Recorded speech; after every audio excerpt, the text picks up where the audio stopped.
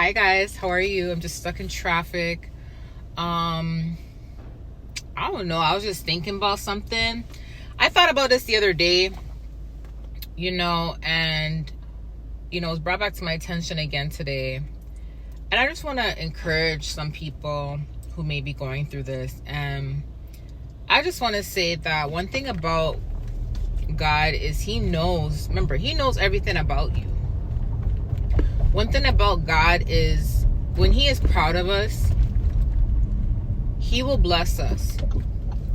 And blessings can come in all shapes, sizes, forms, whatever.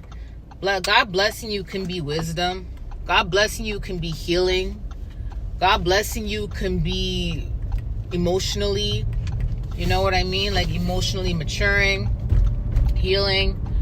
God blessing you can be financially. God can bless you in many ways. There's no limits on the type of blessings that God gives to people. God will give you any type of blessing. And oftentimes God watches your hard work. He watches what you do behind the scenes. He watches how you interact with people. He watches your heart. He watches how you react when you have nothing, when you do get something. And oftentimes I notice that when God will start to bless you, or He gives you something deserving, oftentimes people will tend to make you feel like you don't even deserve it. Or people will tend to make you feel like you shouldn't accept God's blessing. And it's like, why not? It's like, so you're supposed to go through turmoils, obstacles, trials, tribulation. You're supposed to work hard for nothing. It's like, let me give you an example. It's like God will give you a business idea. You start to work on the business idea. The business idea is not easy. It takes a lot of time. It takes a lot of patience. It takes obedience. It's a lot of stress, sleepless nights, early mornings, late nights. You're working on this, okay? And you may be working on this for 6 months and you haven't seen anything come into fruition yet, like any of the prophecy that He told you or any of the fruits come to fruition yet. And you keep working at it because God told you to stay consistent.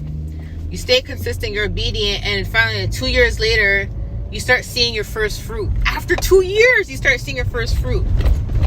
But you worked 2 years prior without seeing anything. But you are stay consistent, you are still obedient. And then when you finally receive your first fruit 2 years, all of a sudden now, God starts giving you more fruits. And then people will see the external. They will see the business is blossoming, growing. They'll just see that. They won't see the behind the scenes. They won't see how much work you put in. They won't see how dedicated you are. They won't see that in certain moments where people would have gave up, you stuck by. In certain moments where people would have just said, you know what? I'm done, God. You know what? I'm going to switch careers, or I'm going to switch business ideas. Or in certain moments where people would have been disobedient, you were obedient. Certain moments where people would have slept, you stayed up. You get what I'm saying? Certain moments where people would have been choosing pleasure over work, you worked. Do you get what I'm saying? And it talks about that in Proverbs. It talks about, making sure that you are staying busy and not being lazy. And especially when you know you're supposed to do something. Now, Proverbs is not talking about a person that's going through warfare and can't get up and work and can't do all that. What Proverbs is talking about is when you know you have something to do. Yeah, you choose to do the opposite because you just don't want to work on what you want to work on, because what you're supposed to work on, because it requires discipline. It requires obedience, and it requires hard work. Another siren. There's always sirens downtown. It requires hard work, right? And people will see the fruits, not seeing what you had to go through, and then they will try to make you feel like you don't even deserve it, even when God tells you you deserve it.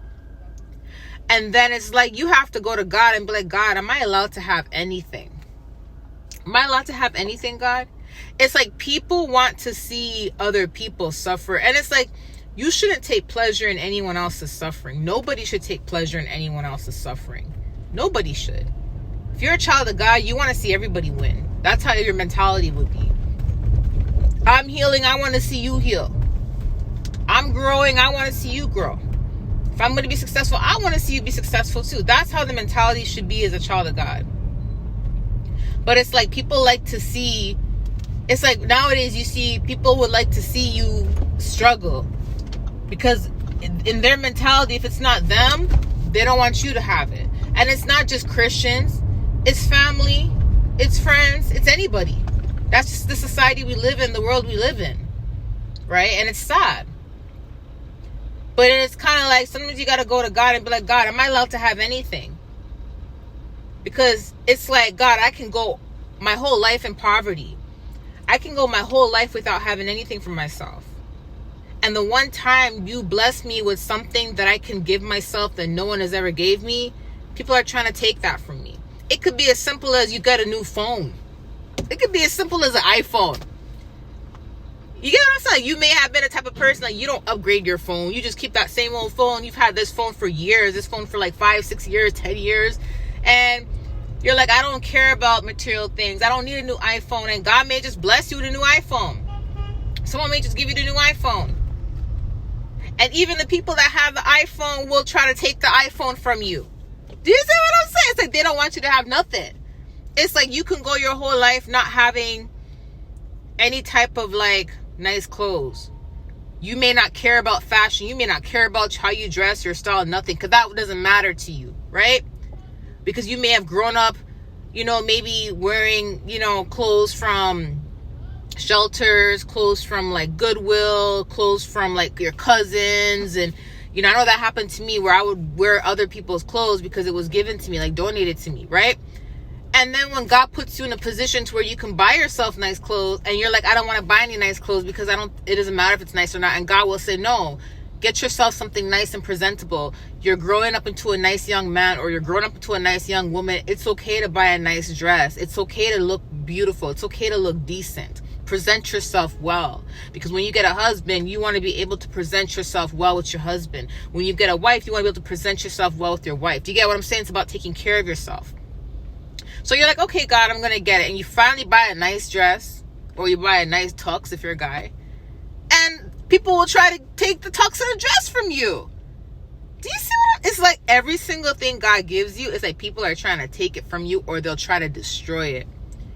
And it's like, God, why is this? And you know what it is? It's because you are breaking a scarcity mindset. You are breaking a poverty cycle. You are breaking generational curses. And the devil doesn't want you to have joy in anything. In anything. And even though you're not supposed to take joy in materialistic things and nice things and all that, you're not supposed to take joy in it because it's not supposed to matter, right? God also sees that a simple thing like, you know, you being able to buy your favorite tea in the morning, chai tea or something, puts a smile on your face. You being able to say, wow, I really have like, you know, God, I've never really had a nice jacket before. Even though I don't care about materialistic things, it feels nice to be able to look presentable and to walk into a room and feel confident. And you smile about it and it made you happy. And the devil will try to steal that from you, steal that joy from you. It's like no matter what it is, the devil will try to take it from you because the devil doesn't want you to have joy in anything. It doesn't matter what it is. Even if God blesses you with healing, the devil will try to taunt you with your past, with dreams about your past, and try to keep bringing up reoccurring things that you're healing from just to make you get back in that emotional state all over again. The devil doesn't want us to have anything. It doesn't matter how simple it is. It doesn't matter if it's a phone, if it's a shoe. It doesn't matter if it's healing. It doesn't matter what it is. The devil doesn't want us to have anything nice, but we rebuke it.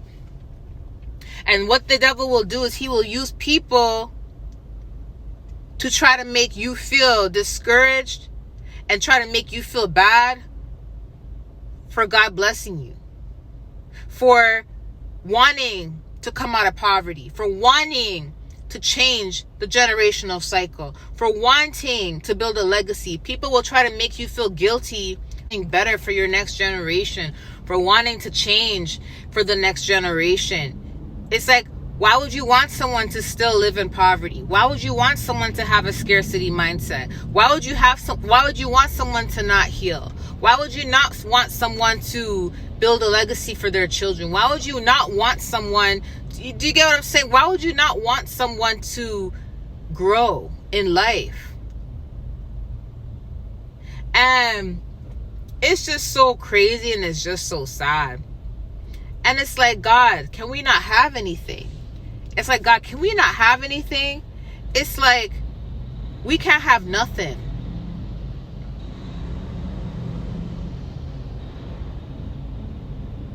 You buy a car to get you around, people are mad at you because you bought a car to get around in.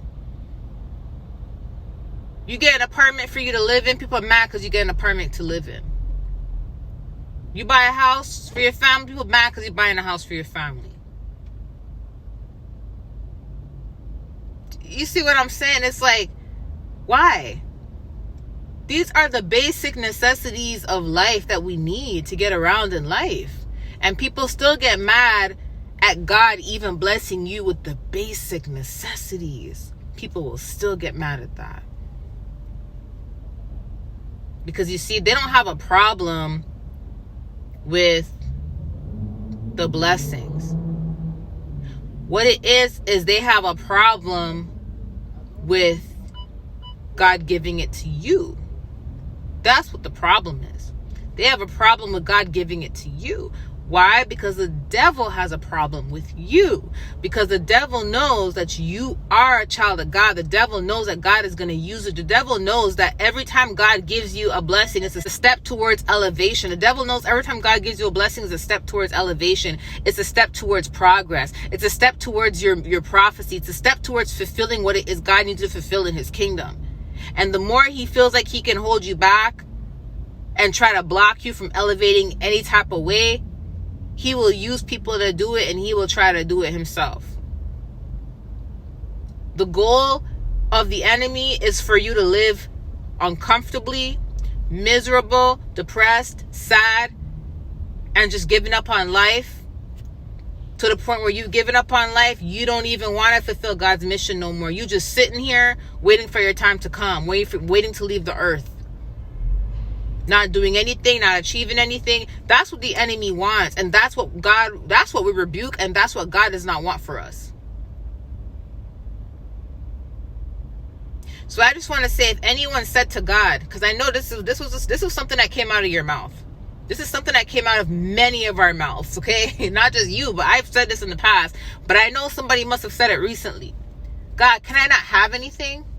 Why is it every single thing that you give me, people are trying to take from me, or people are trying to destroy, down to the basic necessities?